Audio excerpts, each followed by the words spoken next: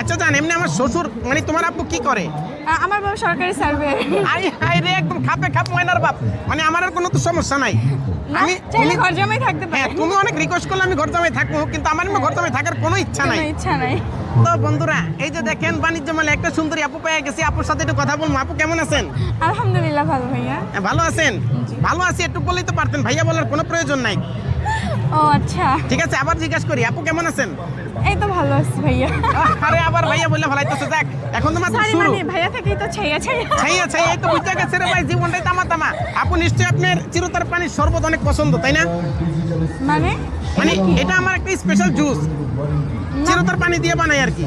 পছন্দ না। ওটা পছন্দ না? তাহলে তুমি এমনি মানে আপনি থেকে তুমি চলে গেলাম, কোনো সমস্যা তো নাই? না কোনো প্রবলেম নেই। আজকে শপিং করে দিব, কোনো আনলিমিটেড শপিং। ওকে আমার কাছে কিন্তু মেট্রো রেলের কার্ড আছে, ওটা দিয়ে দিব, যা যা লাগে কিনে নিবা। ওকে। এখন তোমার কি কি পছন্দ বলো? আমার পছন্দ ওই যে ওই ছেলেটাকে।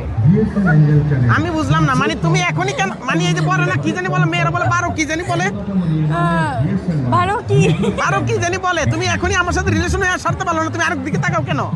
মানে ও আপনার থেকে সুন্দর ছিল তো তাই। না না, এরকম করুন যাবো না তো, তোমার চোখের ডিস্টার্ব আছে, তুমি মক্কা চক্ষু হাসপাতালে যাইবা, টাকা আমি দিমু। আচ্ছা ওকে। আচ্ছা জান, এখন কথা হলো যে এখানে তো তুমি আসছিলা, তুমি তো একদম সিঙ্গেল আসছো তাই না? এখন তো আমাদের ভিতরে একটা মন আদান প্রদান হয়ে গেছে তাই না? এখন আমরা একটা রিলেশনে আছি, তো হ্যাঁ রিলেশন আছি। তুমি কখন স্ট্যাটাস দিবা যে ইন এ রিলেশনশিপ?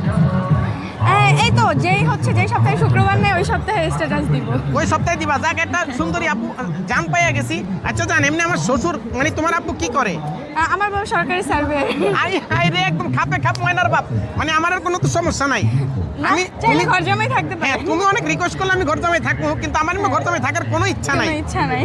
আচ্ছা, পেনশন পাইলে মানে কত টাকার মতো পাইতে পারে শ্বশুর?